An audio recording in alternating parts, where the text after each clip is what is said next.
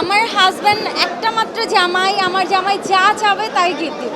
আচ্ছা, দিন দিন সুন্দর হচ্ছি, কোথায় সুন্দর হলাম? আসলে শপিং এর কোনো বাজেট থাকে না, পছন্দটা ডিপেন্ড করে। শিল্পীদের যেমন মিশা ভাইয়ের সাথে দেখা হলো তো আমি জোর করে হলো সালামি নিয়ে নেই। যেমন জায়েদ খান আগে যখন ছিল, জায়েদ খান সালামি দিত, মিশা ভাই সালামি দিত, তারপর ডিপজল ভাই সালামি দিত। আমি অনেক মিস করি অঞ্জনা ম্যাডামকে, অনেক মিস করি তানিম সুবাকে, অনেক মিস করি। আমার প্রতিদিনই তাদের কথা মনে হয়। আমি এই রমজানে আমি যখনই নামাজে দাঁড়াই আমার তখনই তাদের কথা কেন যেন আমার চোখের সামনে তাদের চেহারা ভেসে ওঠে। সো আমি অনেক মিস করি তাদেরকে। আল্লাহ তাদেরকে ভালো রাখুক, যেখানে আছে ভালো থাকুক। আমি সবসময় নামাজ পড়ে তাদের জন্য দোয়া করি। এবার ঈদে আমার কিছু স্পেশাল নাটক আসছে, টেলিফিল্ম আসছে। সো আমি এবার নতুন করে আবার নাটক করছি, টেলিফিল্ম করছি, ওটিটি প্ল্যাটফর্মে কাজ করছি। সো আশা করছি সবাই ভালো লাগবে। আমার নতুন নতুন কিছু কাজ আসছে। সিনেমা তো আমার একটা আছে, নীল আকাশে পাখি ওড়ে, সরকারি অনুদানের ছবি।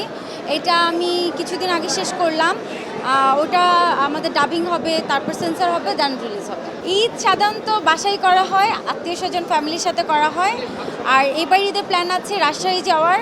রাজশাহীতে আমার এক বান্ধবীর বিয়ে, সো ঈদের দিন রাতেই চলে যাবে রাজশাহী। সালামি বেশি দেওয়া হয়, এখন পাই। এখন যেহেতু হাজব্যান্ড আছে, হাজব্যান্ড সালামি দেয়, শ্বশুর শাশুড়ি সালামি দেয়। সো পাই আবার দেই, দুটোই। শিল্পীদের যেমন মিশা ভাইয়ের সাথে দেখা হলো তো আমি জোর করে হলো সালামি নিয়ে নেই।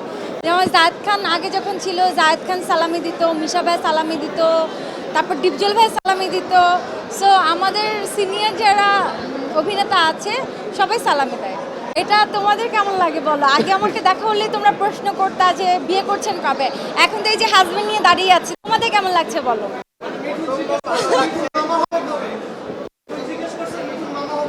ও আচ্ছা, এটা অনেক দেরি আছে। আর অনেক সময় মাত্র তো কেবল বিয়ে করলাম, হাজব্যান্ড ওয়াইফ ঘুরবো, মজা করব আরও 2-3 বছর পরে। আচ্ছা, দিন দিন সুন্দর হচ্ছি, কোথায় সুন্দর হলাম? আমি তো আগেও যেমন ছিলাম এমনই আছি। তারপরও জান আল্লাহ যেরকম রেখেছে এরকমই আছে। আমার হাজব্যান্ড একটা মাত্র জামাই, আমার জামাই যা চাবে তাই গিফট দিব। সো আল্লাহর রহমতে আমাদের কোনো কিছু অভাব নাই, সবই আছে। সো আমার হাজব্যান্ড যেটা চাবে সেটাই কিনবে। আসলে শপিংয়ের কোনো বাজেট থাকে না, পছন্দটা ডিপেন্ড করে।